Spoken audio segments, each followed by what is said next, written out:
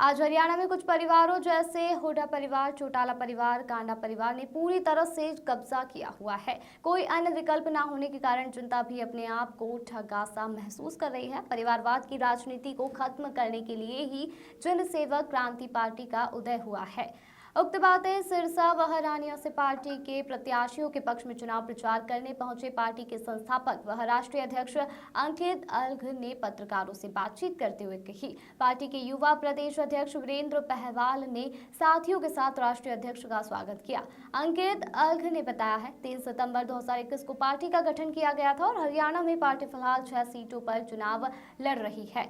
उन्होंने कहा कि शोषित वर्ग परिवारवाद की राजनीति के कारण आगे नहीं आ पा रहा था, क्योंकि परिवारवाद की राजनीति करने वाले लोग उन्हें आगे आने ही नहीं देना चाहते। उन्हें पता है कि ये लोग आगे आ गए तो उनका वर्चस्व ही खत्म हो जाएगा।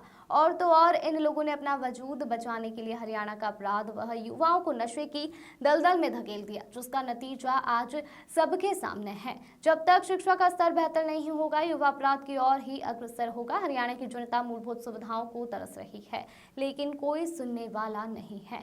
पार्टी का उद्देश्य लोगों को मूलभूत सुविधाएं उपलब्ध करवाना और प्रदेश को अपराध मुक्त कराना है।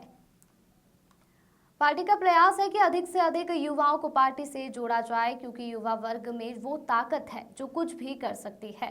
अंकित अलघ ने कहा, राजनीति व युवाओं को शुद्धिकरण ही पार्टी का प्रमुख ध्येय है। युवा प्रदेश अध्यक्ष वीरेंद्र पहवाल ने बताया, पार्टी राष्ट्रीय अध्यक्ष आज साय को रानिया में रोड शो करेंगे। उसके बाद सिरसा में प्रत्याशी योगेश ओट के समर्थन में रोड शो व जनसभा करेंगे।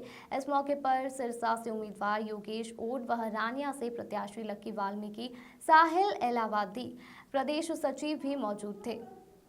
रिपोर्ट अक्षित कंबोज, सिरसा। मैं पहले तो थोड़ा सा करेक्ट करना चाहूंगा। हमारी पार्टी का नाम जनसेवक क्रांति पार्टी है। जिस पार्टी का नाम ले रहे हैं वो हरियाणा जनसेवक पार्टी है। वो शायद महम के विधायक हैं कुंडू साहब, उनकी पार्टी का नाम भी हमारे से मिलता जुलता है। तो हमें अच्छा लगता है कि इतने बड़े लोग हमारी पार्टी से मिलता जुलता नाम हमारा ले रहे हैं। और आपका सवाल आम आदमी पार्टी से, देखिए, लोकतंत्र में सबको अधिकार होता है दल बनाने का, और जिस पार्टी का आधार भ्रष्टाचार से शुरू हुआ हो, जिस पार्टी ने भ्रष्टाचार के नाम पे पार्टी बनाई हो, आज वो खुद ही जेलों के अंदर हैं। तो मुझे लगता है हमें उम्मीद नहीं छोड़नी चाहिए। रात को हम सोते हैं तो हमें लगता है हमें सुबह काम पे जाना है, लेकिन हमें पता नहीं होता। लेकिन उम्मीद तो होती है ना, सुबह उठना है। और अगर सब्जियों में टमाटर खराब निकल आए तो ऐसा तो है नहीं सब्जी खाना छोड़ देंगे।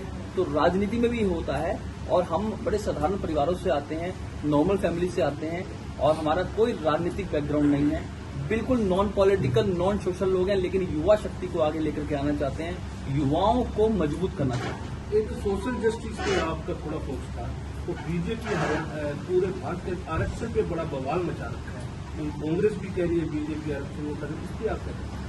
देखिए, ये सबका अपना अपना मत है। मुझे लगता है जो हमारे एससी समाज के लोग हैं उनको आगे आने का हक है, उनके हक की लड़ाई लड़नी चाहिए।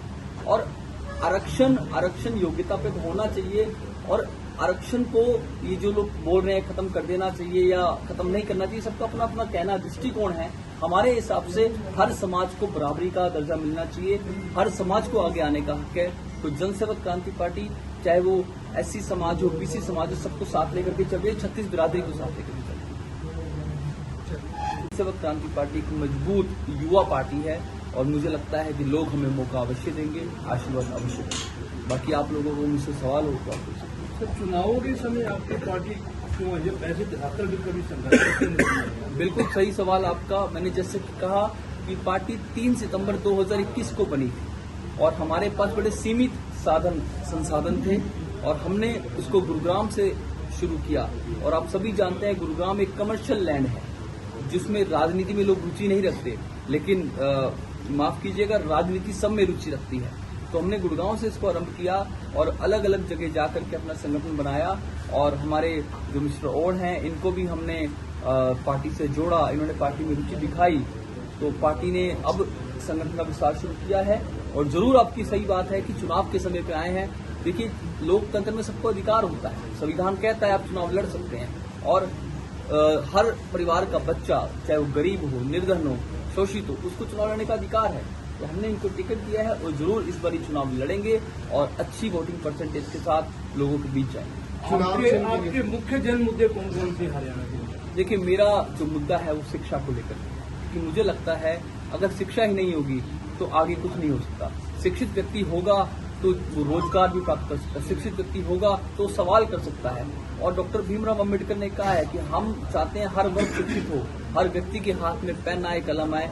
इसीलिए चुनाव आयोग से मैं झोली फैला करके मांग करके ये कलम, ये पेन लेकर के आया हूँ। पेन के नेब उसकी 7 किरणें, और हर एक किरण कुछ कहती है।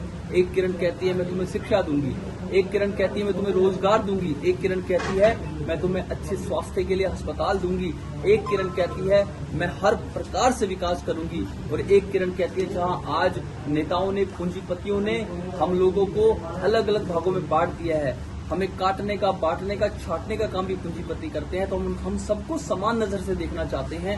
और सबसे बड़ी बात, हम हरियाणा में जो अपराध बढ़ रहा है, महिलाएं असुरक्षित हैं, उनको सुरक्षा देना चाहते हैं, उनको सशक्त करना चाहते हैं। इन्हीं मुद्दों के साथ जनसेवक क्रांति पार्टी के हमने हरियाणा में 6 विधानसभा पे चुनाव लड़ रहे हैं, क्योंकि 3 साल हुए थे। 3 साल में संगठन धीरे धीरे जैसे जैसे बढ़ा, हमने काम किया।